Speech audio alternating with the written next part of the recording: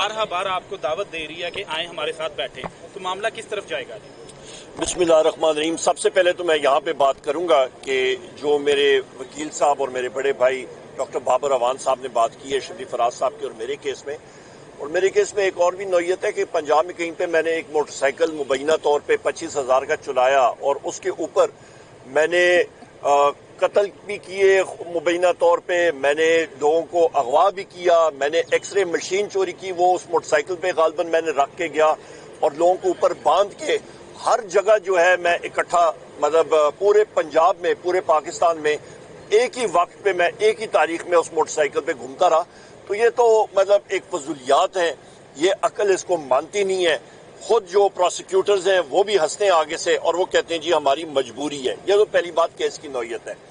दूसरी बार आपने हुकूमत के बारे में बात की है तो राना सना का जरा इंटरव्यू सुन लें जो उसने नजम सेठी साहब की अहलिया को दिया था गालबन 31 मई को, और उस पर उसने इस चीज का एतराफ किया कि दर हकीकत जनरल बाजवा साहब के साथ उन्होंने कंस्पिरेसी की थी, लंदन प्लान का हिस्सा था, हुकूमत उन्होंने गिराई थी। 25 मार्च को जो बल्कि 25 मई 2022 को उन्होंने कहा था हमने कोट अनकोट बकौल उसके वजीर आजम इमरान खान साहब और पीटीआई का बंदोबस्त किया गया था। और हमारी जुबान में जिस वक्त आप कहते हैं बंदोबस्त करना, तो उसका मतलब है कि आप किसी को ठिकाने लगाने की कोशिश करते हैं, उस पर कातिलाना हमला करते हैं, उनको मारपीट करते हैं, और उन्होंने किया। हमने तशद्दुद सही, हम सारों ने तशद्दुद सही, ये एक चीज ज़हन में रखें। उसके बाद उसने कहा राना सना ने कि जी उसके बाद फिर आप देखें हमने पीटीआई के साथ क्या कुछ हुआ, तारीख का हिस्सा है। और उसके बकौल ये सब कुछ इसलिए हुआ क्योंकि उन्होंने अपने केसेस जो हैं वो उन्होंने ठिकाने लगाने थे, खत्म करने थे। और उनसे नजम सेठी साहब की अहलिया ने पूछा कि जी केस तो खत्म हो जाते हैं, उन्होंने कहा नहीं, ये हमने जाके मियां नवाज शरीफ को इस पे कन्विंस किया और ये हमने कराया।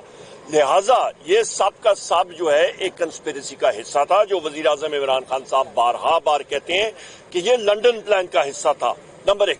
नंबर दो, अभी हम लोग आ जाए हुकूमत वक्त की ऑफर्स की, ये खोखली ऑफर्स हैं। एक तरफ हम पे मुख्तलिफ मुकदमात लगा रहे हैं, दूसरी तरफ अभी हमें FIA इंक्वायरी के लिए बुला रही है कि जी ये ट्वीट हुआ। ओ भाई आप सबसे आगाज करें ना, मुझे पता है आपका दूसरा सवाल होगा क्या कि जी FIA के बारे में। हमारी ये डिमांड है कि आप हमूदुर रहमान कमीशन को पब्लिक करें, उसका दूध का दूध पानी का पानी होगा। वो किसी लखनऊ के जज या मद्रास के जज साहब ने नहीं लिखा था, वो पाकिस्तान के बहुत नामवर जज साहब ने वो हमूदुर रहमान कमीशन रिपोर्ट की लिखी थी। वो क्यों नहीं उसको पब्लिक कर रहे हैं? उसकी जो एनेक्चर्स हैं वो सारी चीजें, वो अपेंडिक्स जो है वो इधर उधर फेरी है। मेन रिपोर्ट को बाकायदा तौर पे आप पब्लिक करें। उसके साथ साथ हमारी ये भी डिमांड है कि आप ओजड़ी कैंप की भी रिपोर्ट पब्लिक करें। उसके साथ साथ आप आर्मी पब्लिक स्कूल की रिपोर्ट पब्लिक करें। उसके साथ साथ आपका एबटाबाद रेड पे जहां पे उसामा बिन लादेन को हलाक किया गया था, वहां पे वो रिपोर्ट पब्लिक करें कि अमेरिका कैसे हमारे बॉर्डर्स के अंदर आया और इतना दूर गया, तो वो रिपोर्ट भी पब्लिक होनी चाहिए।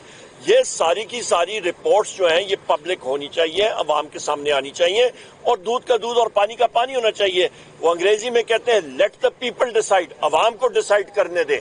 ये बहुत अहम बात है। बहुत शुक्रिया। एक सेकंड, शिबली साहब बात करेंगे।